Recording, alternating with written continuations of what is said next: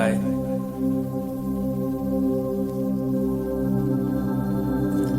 सिद्धि की इच्छा रखने वाले पुरुष जिनकी सेवा करते हैं तथा देवता जिन्हें सब ओर से घेरे रहते हैं, उन जया नाम वाली दुर्गा देवी का ध्यान करें।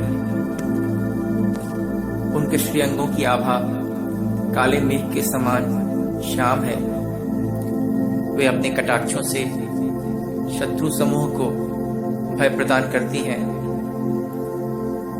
उनके मस्तक पर आबद्ध चंद्रमा की रेखा शोभा पाती है।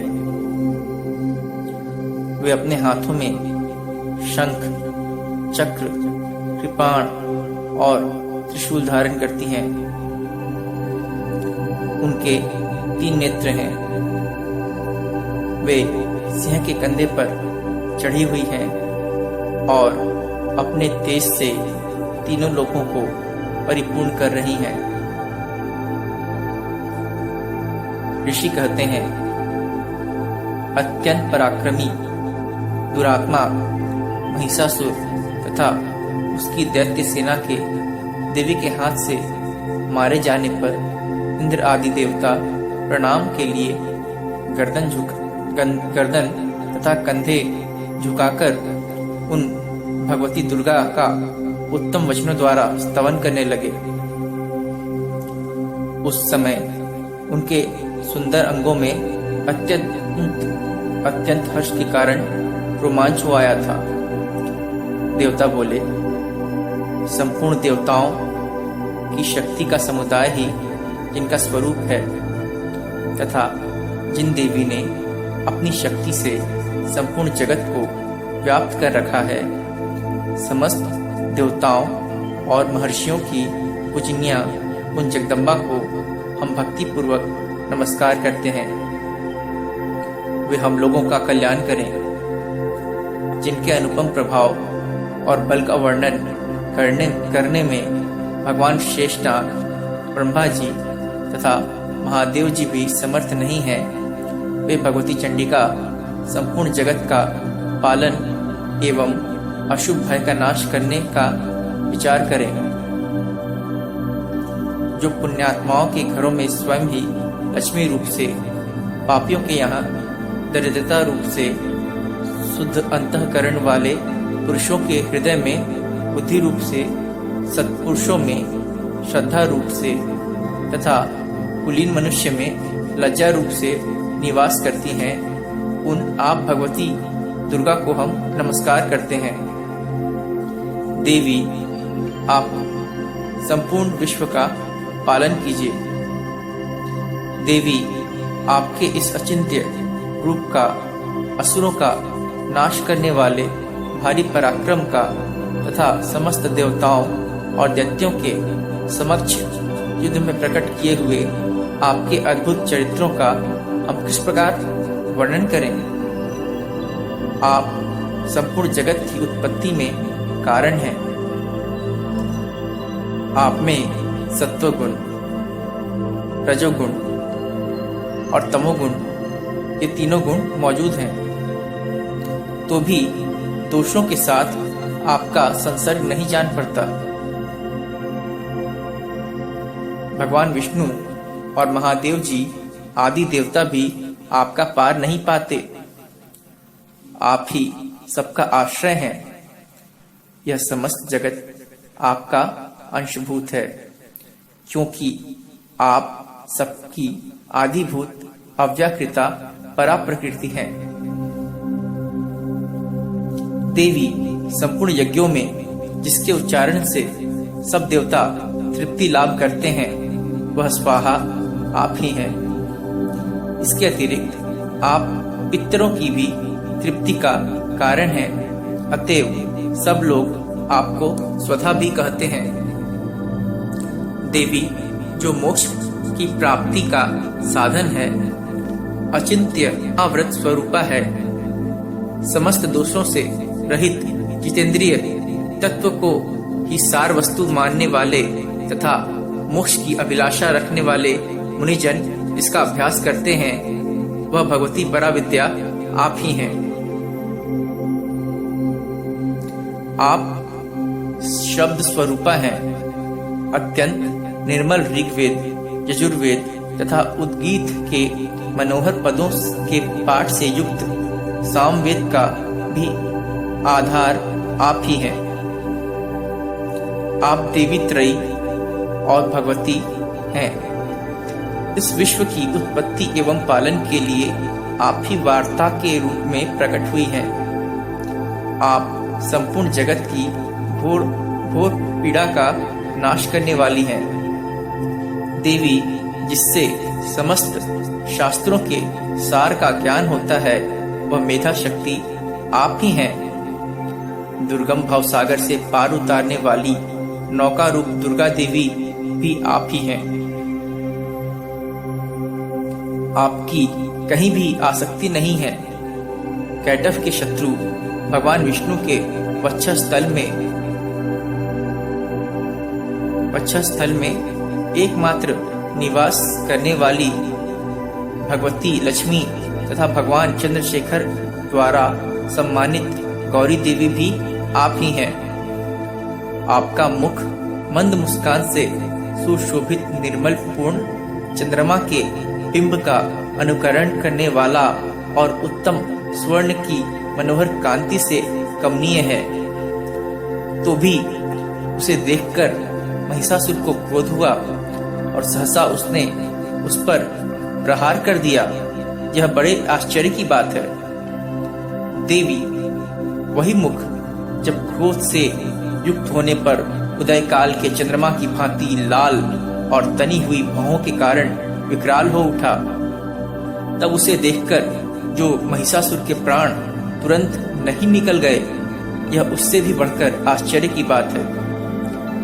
क्योंकि क्रोध में भरे हुए यमराज को देखकर भला कौन जीवित रह सकता है। देवी, आप प्रसन्न हो। परमात्म स्वरूपा आपके प्रसन्न होने पर जगत का अभ्युदय होता है और क्रोध में भर जाने पर आप तत्काल ही कितने कुलों का सर्वनाश कर डालती हैं। यह बात अभी अनुभव में आई है।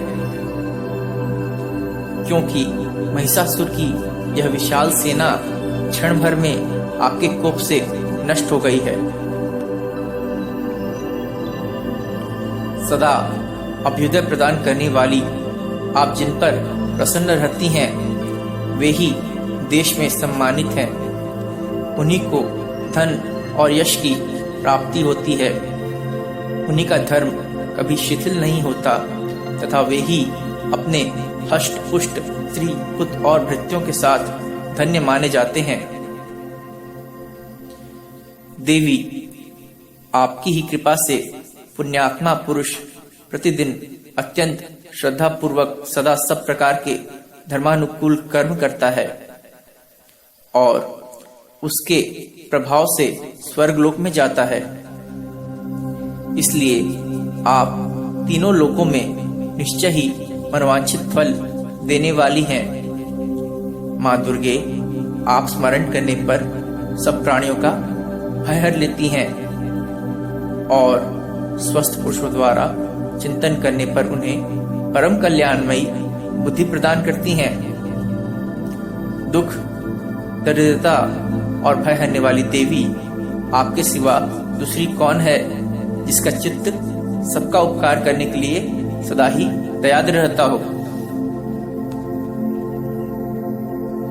देवी, इन राक्षसों के मारने से संसार को सुख मिले तथा ये राक्षस चिरकाल तक नरक में रहने के लिए भले ही पाप करते रहे हों, इस समय संग्राम में मृत्यु को प्राप्त होकर स्वर्गलोक में जाएं।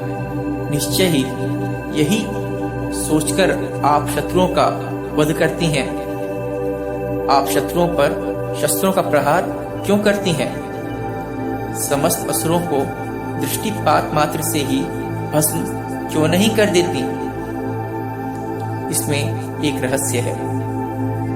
ये शत्रु भी हमारे शस्त्रों से पवित्र होकर उत्तम लोकों में जाएं। इस प्रकार उनके प्रति भी आपका विचार अत्यंत उत्तम रहता है। खड़ग के तेजह पुंज की भयंकर दीप्ति से तथा आपके त्रिशूल के अग्रभाग की घनीभूत प्रभा से चौंधियाकर जो असुरों की आंखें फूट नहीं गईं, उसमें कारण यही था कि वे मनोहर रश्मि से युक्त चंद्रमा के समान आनंद प्रदान करने वाले आपके इस सुंदर मुख का दर्शन करते थे। देवी, आपका शील दुराचारियों के बुरे बर्ताव को दूर करने वाला है। साथ ही यह रूप ऐसा है जो कभी चिंतन में भी नहीं आ सकता और जिसकी कभी दूसरों से तुलना भी नहीं हो सकती, तथा आपका बल और पराक्रम तो उन दैत्यों का भी नाश करने वाला है जो कभी देवताओं के पराक्रम को भी नष्ट कर चुके थे। इस प्रकार आपने शत्रुओं पर भी अपनी दया ही प्रकट की है। वरदायिनी देवी, आपके इस पराक्रम की किसके साथ तुलना हो सकती है, तथा शत्रुओं को भय देने वाला एवं अत्यंत मनोहर ऐसा रूप भी आपके सिवा और कहाँ है। हृदय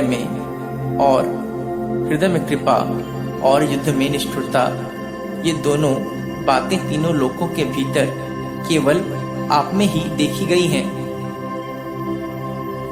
मातः आपने शत्रुओं का नाश करके इस समस्त त्रिलोकी की रक्षा की है। उन शत्रुओं को भी युद्धभूमि में मारकर स्वर्गलोक में पहुंचाया है तथा उन्मत्त दैत्यों से प्राप्त होने वाले हम लोगों के भय को भी दूर किया है। आपको हमारा नमस्कार है। देवी, आप शूल से हमारी रक्षा करें। अंबिके, आप खड्ग से भी हमारी रक्षा करें तथा घंटा की ध्वनि और धनुष की टंकार से भी हम लोगों की रक्षा करें। चंडी के पूर्व, पश्चिम और दक्षिण दिशा में आप हमारी रक्षा करें तथा ईश्वरी, अपने त्रिशूल को घुमाकर आप उत्तर दिशा में भी हमारी रक्षा करें। तीनों लोकों में आपके जो परम सुंदर एवं अत्यंत भयंकर रूप विचरते रहते हैं, उनके द्वारा भी आप हमारी तथा इस भूलोक की रक्षा करें। अंबिके, आपके कर पल्लवों में शोभा पाने वाले खड्ग, शूल और गदा आदि जो अस्त्र हों, उन सबके द्वारा आप सब ओर से हम लोगों की रक्षा करें। ऋषि कहते हैं, इस प्रकार जब देवताओं ने जगन माता दुर्गा की स्तुति की और नंदन वन के दिव्य पुष्पों एवं गंध चंदन आदि के द्वारा उनका पूजन किया, फिर सबने मिलकर जब भक्ति पूर्वक दिव्य धूपों की सुगंध निवेदन की, तब देवी ने प्रसन्न वदन होकर प्रणाम करते हुए सब देवताओं से कहा। देवी बोली, देवताओं, तुम सब लोग मुझसे जिस वस्तु की अभिलाषा रखते हो उसे मांगो। देवता बोले, भगवती ने हमारी सब इच्छा पूर्ण कर दी, अब कुछ भी बाकी नहीं है, क्योंकि हमारा यह शत्रु महिषासुर मारा गया। महेश्वरी, इतने पर भी यदि आप हमें और वर देना चाहती हैं, तो हम जब जब आपका स्मरण करें तब तब आप दर्शन देकर हम लोगों के महान संकट दूर कर दिया करें तथा प्रसन्न मुखी अंबिके, जो मनुष्य इन स्तोत्रों द्वारा आपकी स्तुति करे, उसे वित्त, समृद्धि और वैभव देने के साथ ही उसकी धन और स्त्री आदि संपत्ति को भी बढ़ाने के लिए आप सदा हम पर प्रसन्न रहें। ऋषि कहते हैं, राजन, देवताओं ने जब अपने तथा जगत के कल्याण के लिए भद्रकाली देवी को इस प्रकार प्रसन्न किया। तब वे तथास्तु कहकर वहीं अंतर्धान हो गई। भूपाल। इस प्रकार पूर्व काल में तीनों लोकों का हित चाहने वाली देवी जिस प्रकार देवताओं के शरीरों से प्रकट हुई थी, वह सब कथा मैंने कह सुनाई। अब पुनः देवताओं का उपकार करने वाली वे देवी दुष्ट दैत्यों तथा शुंभ निशुंभ का वध करने एवं सब लोगों की रक्षा करने के लिए गौरी देवी के शरीर से जिस प्रकार प्रकट हुई थी, वह सब प्रसंग मेरे मुंह से सुनो। मैं उसका तुमसे यथावत वर्णन करता हूँ। ओम नमः चंडिकाय।